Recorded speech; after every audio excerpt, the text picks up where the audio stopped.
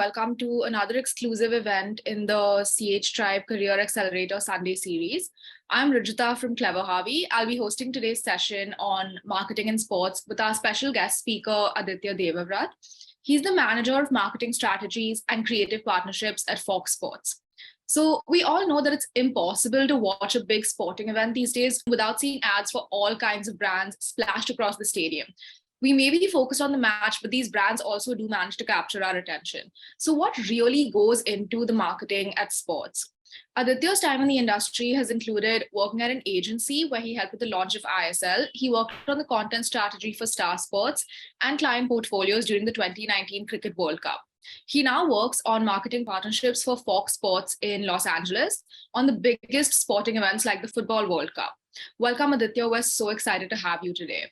Excited to be on. This is the first time I'm giving a talk like this, so it's a good new experience for me. Yeah, I think we should go ahead and start. So over to you, Aditya. Right. So just to start off, a few things about me. Obviously, working in this industry that by default, almost, I'm a huge sports fan.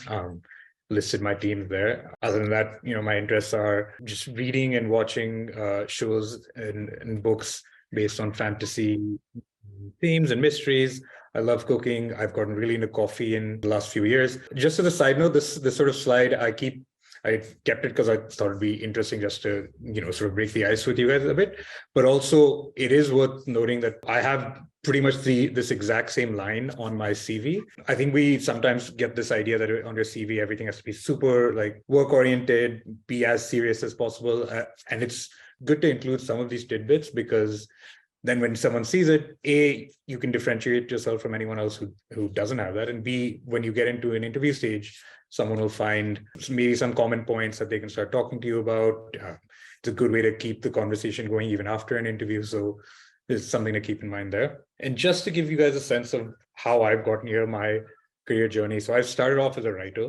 And really, when I say that writing's been my passion since I was like 4 or 5 years old. It's something that I've always loved doing. I kept writing for myself it was something I did on the side. And then when 2014 rolled around, that summer when the Men's World Cup was on, I just decided, I quit the job I was in. I decided this summer, this tournament, I'm going to give myself some time and just give myself the chance to try breaking into sports through my writing skills. And I spent just watching games, writing random things about the games I was watching, pulling stats and writing articles based on those stats. And just the idea then was to build up a portfolio so that if someone came knocking, I'd have writing samples to show rather than just being able to say, hey, I'm a good writer. And I got lucky enough that maybe a month after the World Cup ended, I started working for an agency in Bombay called Sports Interactive. And it worked out pretty much as I had planned that summer, where I'd spent the time I spent working on my portfolio. I was able to share those writing samples and get a job based on that. And as Rajita mentioned earlier, that was a year the ISL was launching, and so Sports Interactive was looking for people who had interest and background in football, had writing skills, and I was able to use my portfolio and use what I was able to show to get my job there and to start working literally straight. First job after that was as a sports writer. We're covering the launch of the ISL. You're writing for the official website because they were our client. And it was a great experience. I think even now, 8 years later, I say that's the best experience I've had because I got to do what I loved, which was talk and write about sports, but also to be able to do that as part of launching something entirely new in India. That was pretty cool. And then just from there, I think the thing I kind of want to focus on is the way I've been able to use it and sort of upskill, I guess is a new word that everyone uses.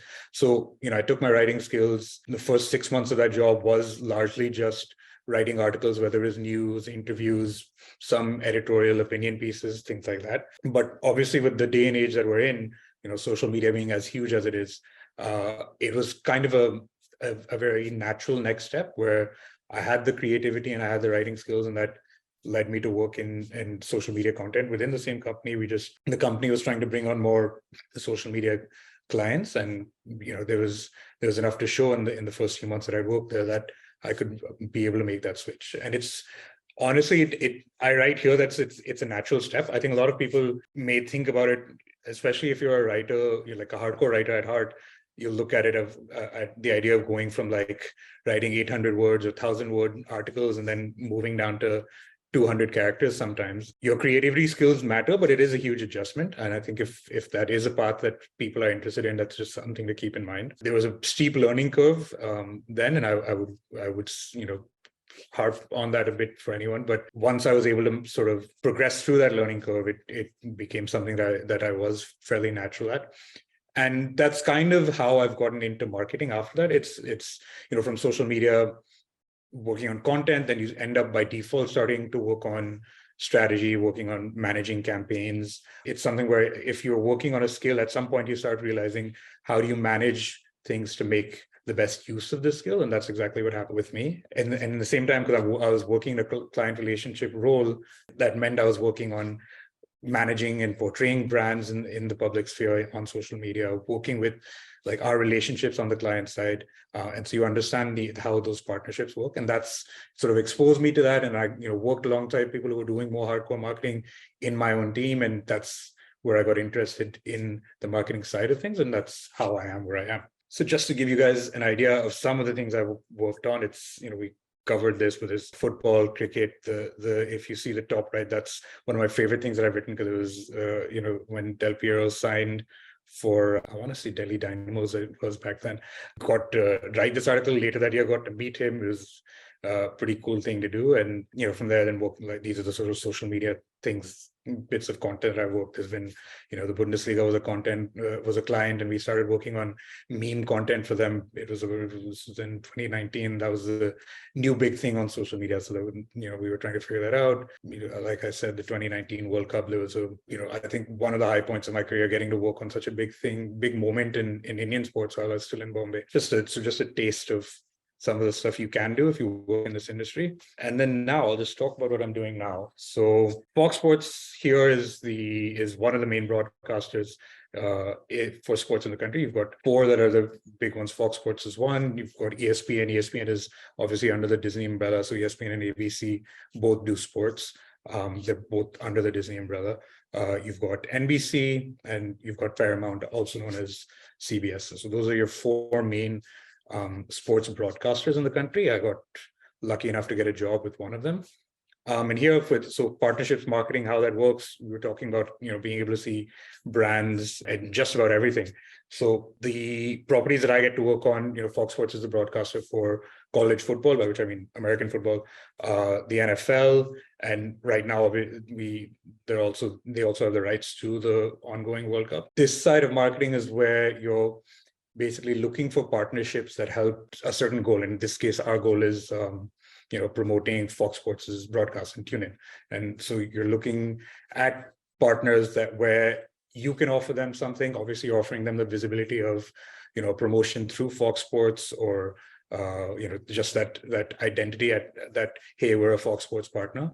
And on top of that, we're probably running ads for them, and they get the visibility through that. And on the other side, they help promote our tune-in. So, like for example, there's a sandwich company here called Jersey Mike's, and they're one of our partners for college football. And so how that works is, for the college football season, Jersey Mike's takes this. So America has this tradition of tailgating, which is just you show up maybe hours before a game starts. You show up outside the stadium with like huge groups of fans, and they start, they're preparing barbecues on their outdoor sort of. They'll do it outside their trucks or cars or whatever. People start drinking, and it's just like a way to effectively get roused for the game. And some of these then become very organized things. And so Jersey Mike's does this tour of going through a bunch of different college campuses across the country when there's a game at those campuses, and having its own tailgate setup. And then they promote our broadcasters. There'll be like a TV that's always tuned to Fox Sports. We're running a promo for them throughout the season saying, hey, catch the Jersey Mike's tailgate tour across the country, see it when it's in your city. And we get people to come out. They'll get the free sandwiches from Jersey Mike's. They get to catch some of the game on Fox Sports before they enter the actual game that's going on that day. And so it's just, you understand, basically you're trying to build value on each side of the partnership. And that's the kind of thing I've been doing right now with the World Cup going on. There's so many of these kinds of partnerships, but Yeah, that's just that's the one I can get deepest in the weeds about, because it's the one I've been most involved with the World Cup. There's a lot of activations that we're doing that are more like sort of marketing stunts, because it's holiday season here, obviously, with Christmas and Hanukkah and everything else. And it's the first time that a World Cup has been in that season. We've been playing up that theme as basically the central point of our campaign. So with that, we did a World Cup themed snow globe that's going across different sporting venues in the country. And it's not necessarily just football. In fact, the whole goal was, let's get people who aren't already football fans and make them watch the World Cup.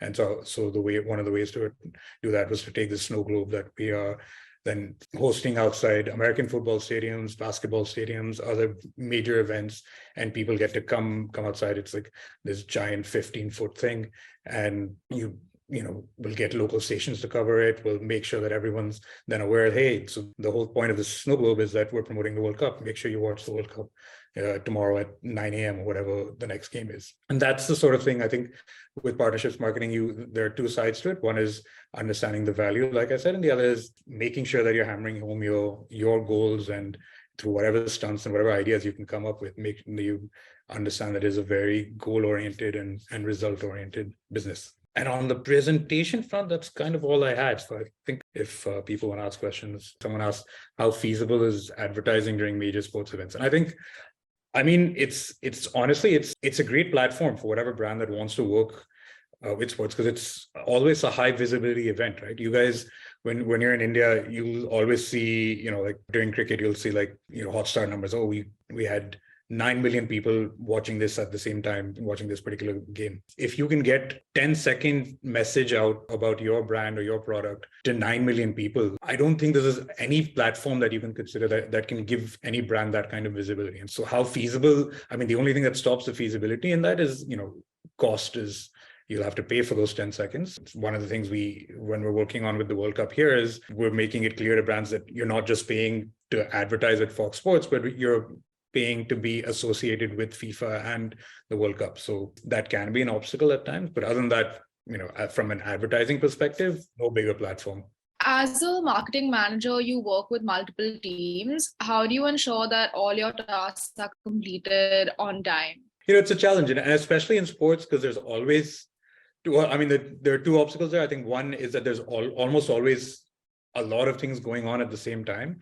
Like I said, for us, right at the same time right now, I've got the World Cup, we have the college football season, baseball and NFL all running at the same time. And you have to make sure that you're able to manage all your tasks within each sort of campaign that you're working on. And then, of course, the point is that this entire sphere is real time, and things come up all of a sudden. There'll be a trade, or there'll be a major moment or whatever, and you have to instantly react to things. I think in terms of how you do it, if you're in a well-structured team, you'll have processes that will help you there. I think whether it's a team of 8 where 2 people are working on one thing, 2 people are on another thing, and everyone's roles there are very clearly defined, and that makes it easier. Part of it comes down to just personal time management and prioritizing, and knowing what you need to do and what needs to be done first, and just understanding what your timelines are. When I started in July, I knew that the college football season was starting at the end of August and the World Cup was in November. So the World Cup was the big deal for us for the entire year, but you couldn't let college football things slip because of how big the World Cup is, because it's starting earlier. So understanding where your priorities lie at any given moment, and then working towards those. And that's something that will come both with experience, but when you don't have that experience, it'll come from getting good direction from the people above you. How did you foresee the movement from managing teams in India with new sports team launches and coverage in social media and writing regularly in sports magazines into partnerships? For me, especially ending up in the US, I think the one natural advantage that I've had that I think it's hard to replicate for a lot of people is that I actually grew up in the US. I spent the first 15 years of my life here, and then I moved back to India when I was 15 years old. And that's helped right now at least manage that transition. I think on a step-by-step basis throughout my career, you do have to adjust, and a lot of it is just mental and understanding that the needs are different. Like I said, the first job I had was news articles and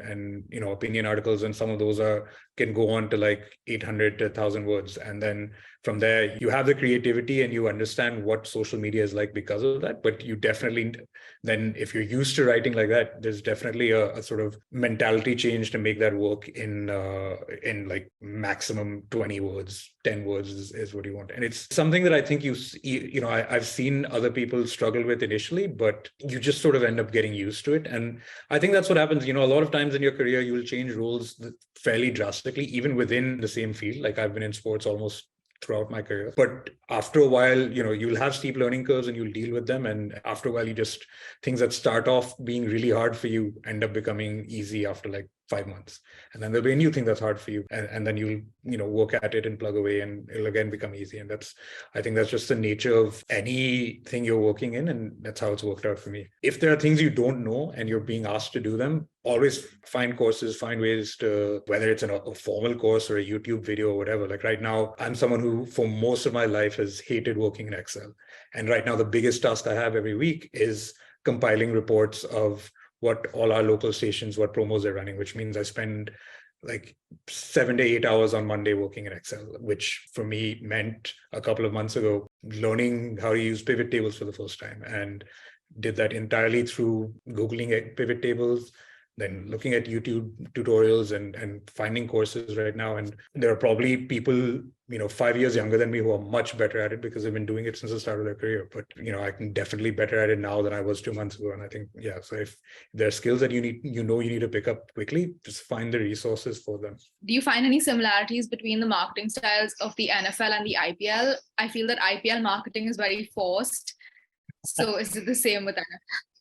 I can give you guys some inside info here, having worked with IPL teams when they were our clients. And quite frankly, we look to things like the NBA and NFL for inspiration, really. And this is probably true in all fields, but especially in marketing, I think a lot of this is a copycat game. And so I definitely see the similarities. I guess the IPL marketing, by an Indian standpoint, because it's still relatively new and the strategies are also constantly evolving, I can understand why people think it seems forced, especially just because of the volume of advertising and cricket that you get now. But that whole idea of it being sort of bombastic, over the top, part of it is deliberate, part of it is looking at, when you're a new league, like the IPL was 15 years ago, you can come up with your ideas and that's always going to be a good thing. No, you shouldn't. But one of the ways you come up with ideas is to look at what other people are doing. And in that case, if they were looking at the NFL, if they were looking at EPL and saying, hey, that's what they're doing to market it, how can we maybe not just like copy paste and do the exact same thing, but like adapt it to this? But what inspiration can we take from that? There's definitely similarities, and that probably will always be the case because, you'll always keep borrowing and then building upon what you've borrowed. And I think that's a very natural part of marketing. Is it feasible for small businesses to advertise at sporting, like new and small businesses at sporting events? It is. I know I mentioned costs earlier, and that is always an obstacle. But you'll see, and the US landscape is one where there's a lot of local business marketing, and there are local avenues that are then cheaper. So the way at least from a broadcast perspective, the way things work here is every city has its own group of local stations. Some of them are connected to Fox Sports, some of them are owned by Fox Sports, but they're all local networks. And then local businesses, whether it's a car dealership, a local, clothing shop or whatever, they can advertise with the local network. And that obviously comes a lot cheaper than working with, the national Fox Sports. And you still get the brand association, but, it just makes it a lot more feasible. And there's also, right now I'm working with this app that's called Meetup in the US. What it is you fire up this app, you see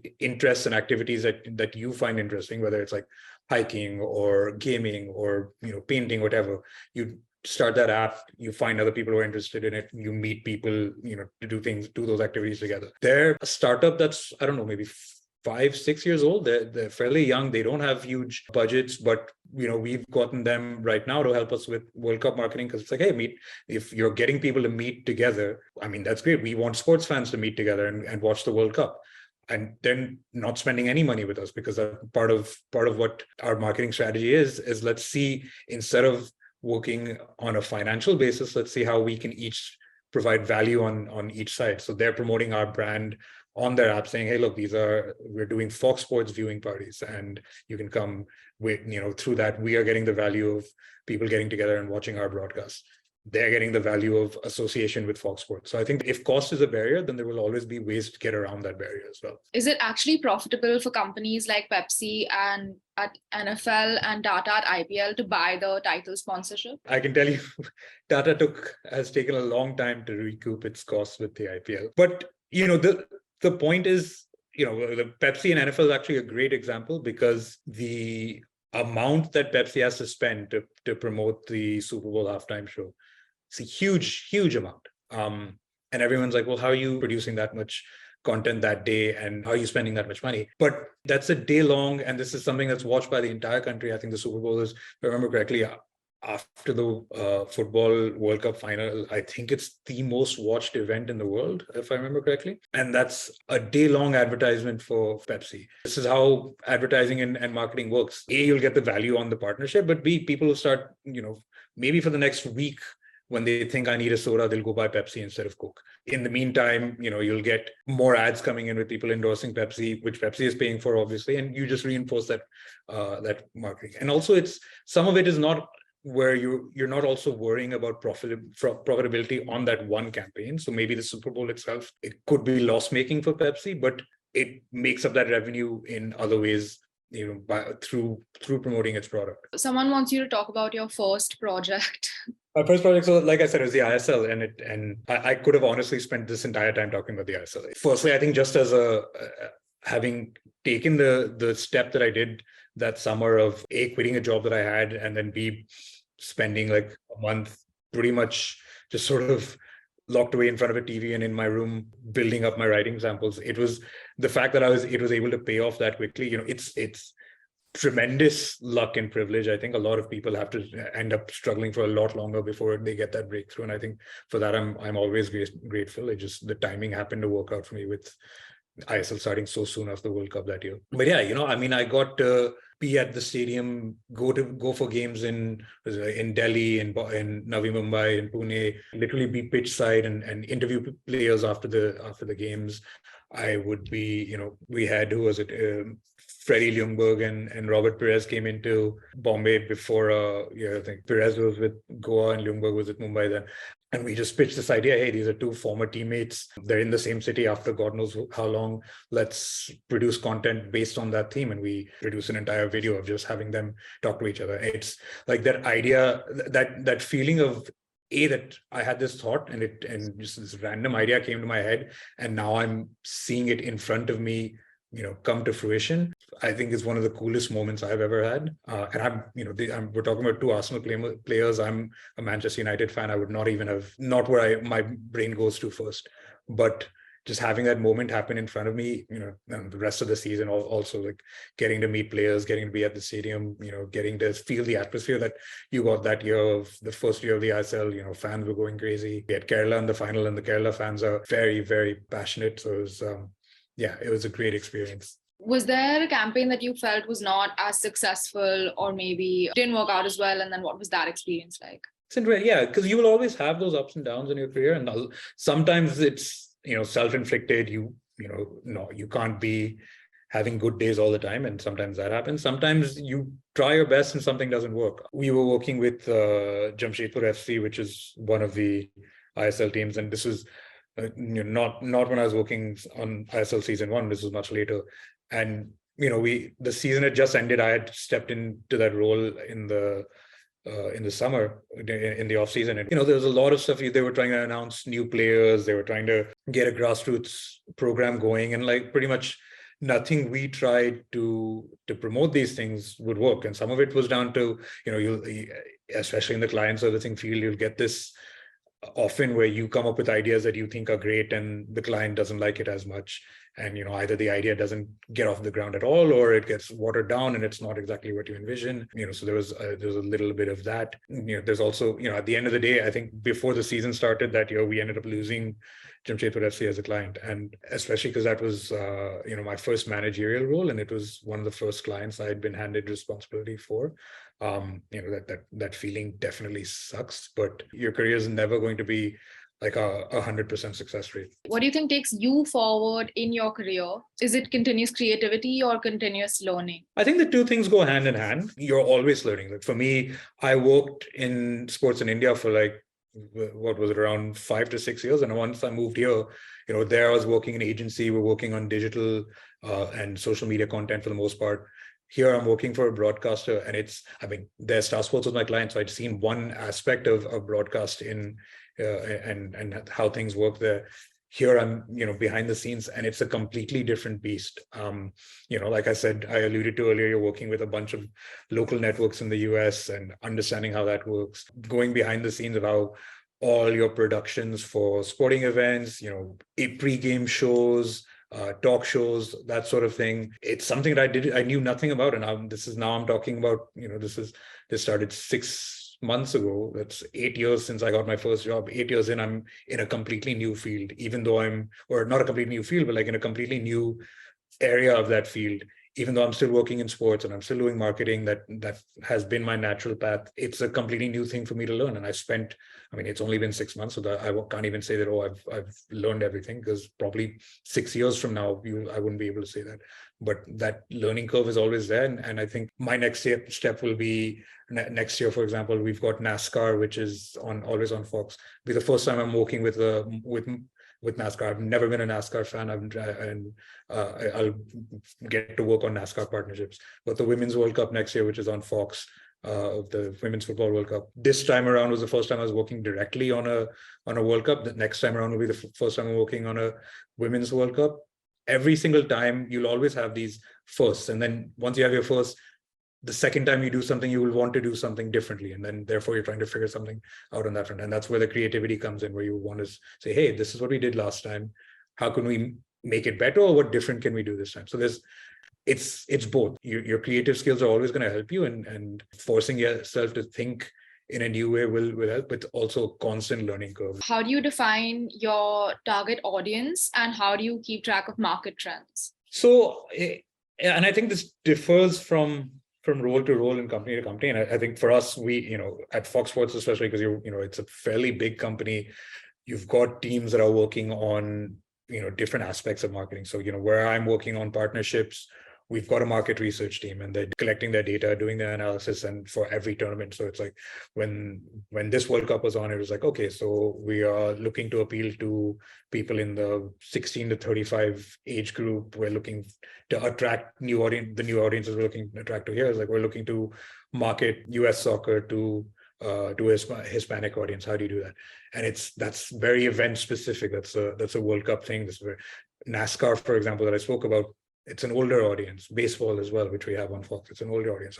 So it helps in this particular role because I have people working on that their sole job is to be researching market trends, be researching audiences. With broadcasts, you get the TV data, you get who's tuning into what, and you use that data then to advertise. The one thing that has really helped me with social media is that you're constantly in that way switched on. It's kind of a blessing and a curse, really, because then at times when you're scrolling on Twitter just to blow off steam, you also then automatically start thinking, oh, hey, that would be cool for work, so you don't completely switch off. But the flip side of that is then you're always seeing new trends, and you take that mentality into other things. It's not necessarily just social media. For me, there are times where I'll see, a new social post or a new trend or new meme or whatever, and I'll be like, okay, yeah, that's cool. Let's see how I could do that. But I'm also, when I'm watching TV, I see an ad campaign. I'm like, oh, that's a really cool ad campaign. And then, you do your research. Did that campaign actually work? And then you figure out how can you adapt that to whatever you're working on. For me, in my role, I think for market trends, a lot of it is just observation.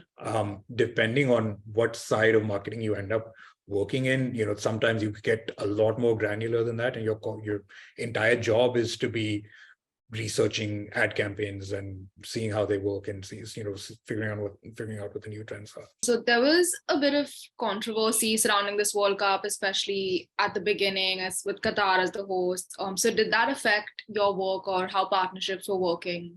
From a work perspective, this answer is going to sound kind of unpleasant, but it directly for my projects, it doesn't really have an impact. Obviously, the conversation around the World Cup and all of that, whether it's the death of migrant workers, working on the stadiums, whether it's the talk about Qatar not being very LGBTQ friendly and just human rights within Qatar. I think you understand that the sentiment around the tournament is different, and that's something that you have to be cognizant of. Directly for the partnerships that I'm working on, though, look, the nature of the beast is that it's the World Cup and people want to advertise, and for someone running a 30-second ad on TV in the US, the two things almost end up being fairly separate. And I think it's a good question to bring up, because I think if you're working in this industry, at times those lines get blurred because people want them to get blurred. And you'll have sports being the platform that it is. It's a great way to raise awareness for whatever, if you have to. So sometimes it's very deliberate that you're using sports as a platform to get out messages that are important for other people to hear. At those times when your conscience is guiding you, you'll be happy to work on those things. At other times you will find it uneasy. Had I not been working at Fox Sports, I probably would have had a lot of mixed feelings about this world. I mean, not that I don't anyway, but I would have had a lot more strongly mixed feelings, I guess is the way to put it, because I'm not directly involved in working on it, and I'm just looking at it from the perspective of a fan. The perspective would be, there's a lot wrong with this World Cup, and mentally you're aware of that. From a working this behind the scenes perspective, it's not something that comes up day to day in conversation. B, comes up in your work. And then you have to figure out. I think at times these things can weigh heavily on your conscience, which is not at all a bad thing. It's good to have that mentality.